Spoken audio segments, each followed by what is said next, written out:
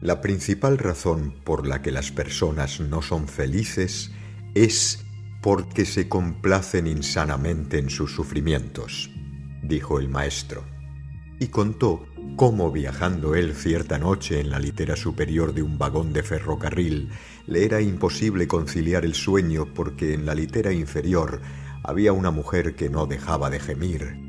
«¿Qué sed tengo, Dios mío? ¿Qué sed tengo?». Una y otra vez se oía aquella lastimera voz hasta que finalmente el maestro descendió sigilosamente por la escalerilla, salió del departamento, recorrió todo el pasillo del vagón hasta llegar a los servicios, llenó de agua 2 grandes vasos, regresó con ellos y se los dio a la atormentada mujer. «Aquí tiene, señora. Agua». «Muchas gracias, señor, que Dios le bendiga».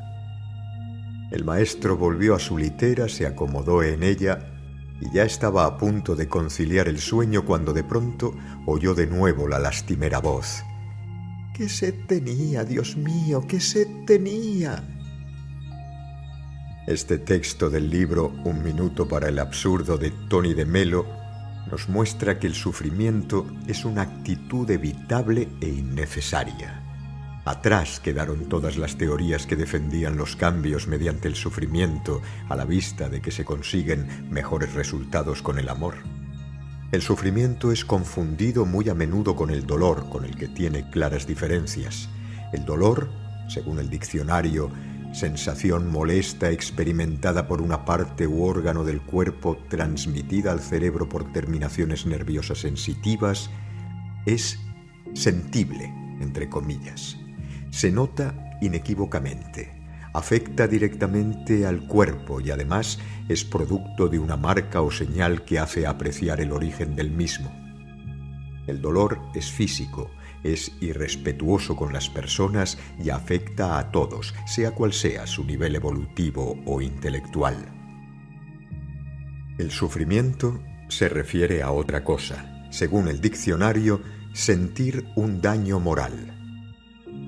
El sufrimiento es evitable porque no tiene entidad por sí mismo, sino que es totalmente mental. Nos ataca, se instala en nosotros, habitualmente nos rendimos, ya que desconocemos la posibilidad de vencerlo con la comprensión y, sobre todo, se puede vencer con la claridad, con tener claro que el sufrimiento es simplemente la no aceptación de la realidad.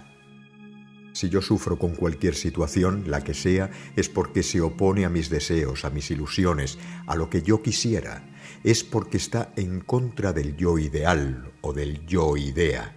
Es porque no quiero admitir y reconocer que eso, lo que sea, es a mi pesar y en mi contra. Considero que sufrir por una situación es el precio de no haber luchado antes por ella. Sé que durante un tiempo no podremos evitarlo, por lo menos hasta que conozcamos íntimamente su inexistencia, y sé que mientras tengamos alguna cosa que sufrir, en ese caso, sufrámosla con alegría, ya que eso es posible. Entender el sufrimiento es acabar con él. Hemos conseguido que sufrir sea la más fácil de las actividades humanas y ser feliz la más difícil. Curioso y triste. La vida por sí no es problemática ni sufrida. La vida carece de adjetivos hasta que se los colocamos. El sufrimiento no está en la vida, no está en la realidad, está en ti.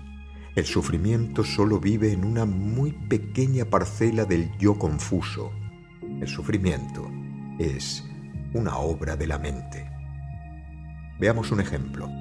Imagina cómo te sientes cuando alguien te insulta. ¿Por qué sufres?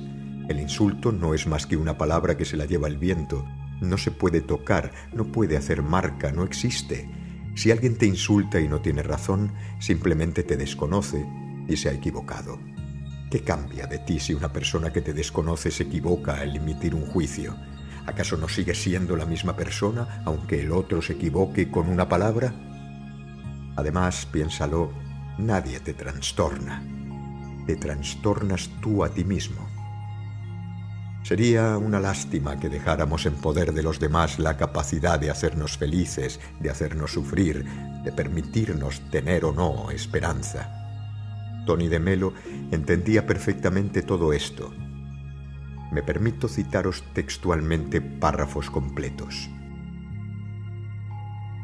Todos llevamos dentro de la cabeza un modelo de la realidad que nos ha sido inoculado por la tradición, la formación, la costumbre y los prejuicios.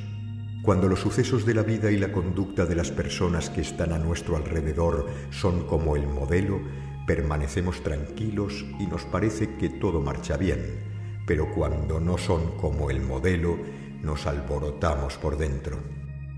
El tal modelo, para colmo, es accidental y arbitrario.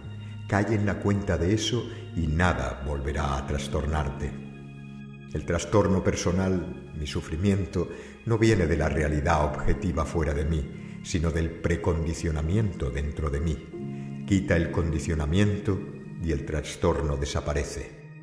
Mi manera de ver y de pensar, mis juicios y mis principios, aun mis gustos y mis preferencias, son el resultado del largo proceso de vivir en el complejo familia, colegio, iglesia, sociedad, que ha moldeado mi mente y ha decretado cómo debo reaccionar espontáneamente, entre comillas, ante hechos y situaciones.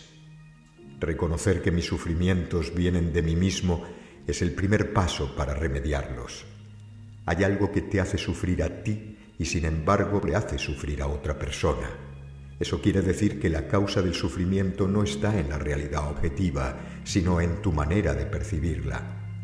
El modelo que llevas dentro de tu cabeza es distinto del que lleva otro en la suya, y así fue como el mismo incidente a ti te afectó y a él no. Si alguien te está molestando, fastidiando, sacando de quicio, piensa.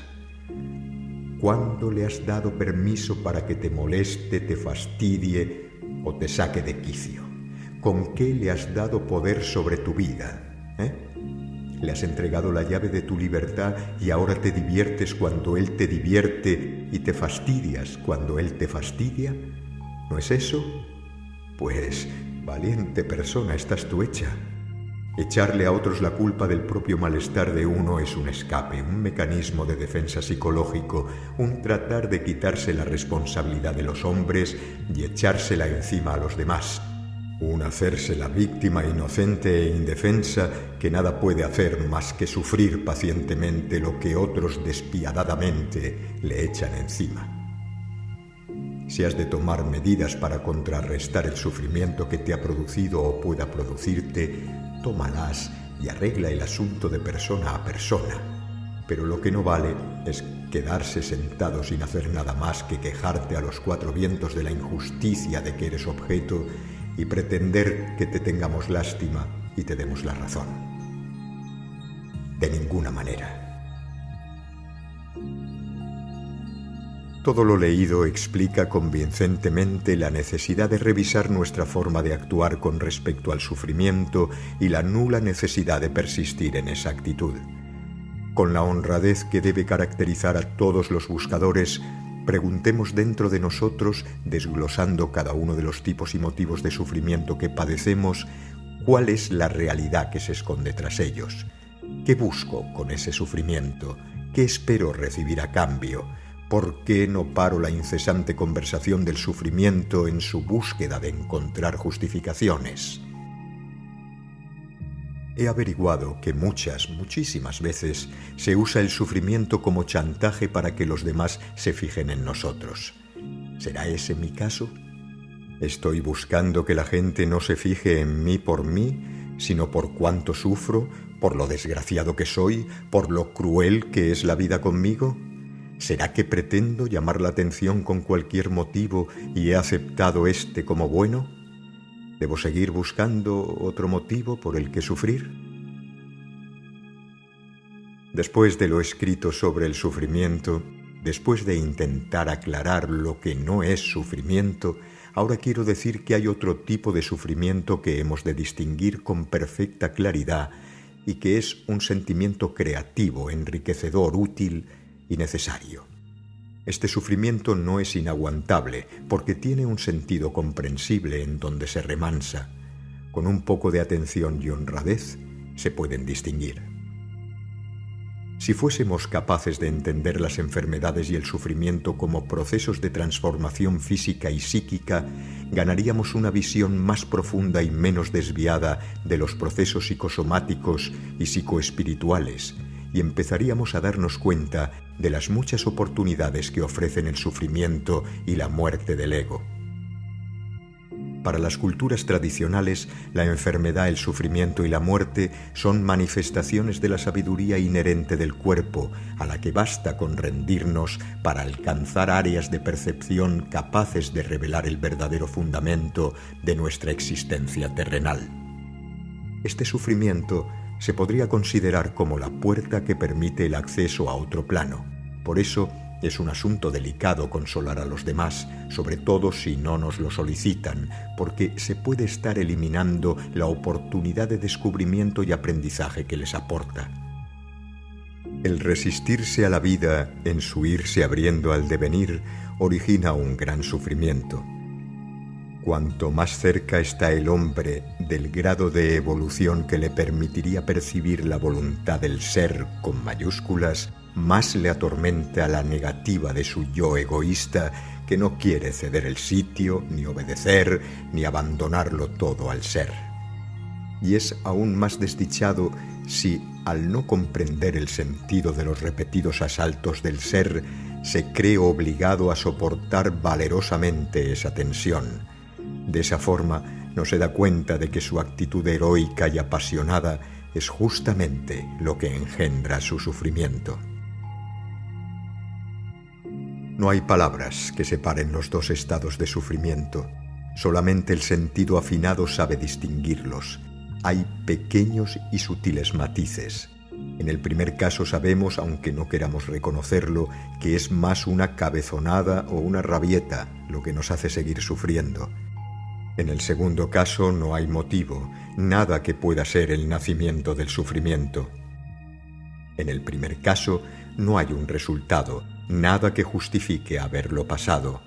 En el segundo caso, aunque no se vea inmediatamente lo que ha pasado en el interior mientras estaba sufriendo, hay una seguridad absoluta en que se han estado colocando cosas en su lugar, en que se tenía que estar aquí y ahora, pendiente del sufrimiento, observando qué células se estremecían, qué pensamientos caducos se morían, sintiendo cómo se estaba realizando la puesta a punto, sabiendo con una certeza que vencía las dudas que algo o alguien cuidaba con exquisito mimo el proceso y que la sabiduría del cuerpo reclamaba esa parada en la actividad cotidiana para expresarse, para resolver asuntos aplazados e inaugurar una nueva etapa.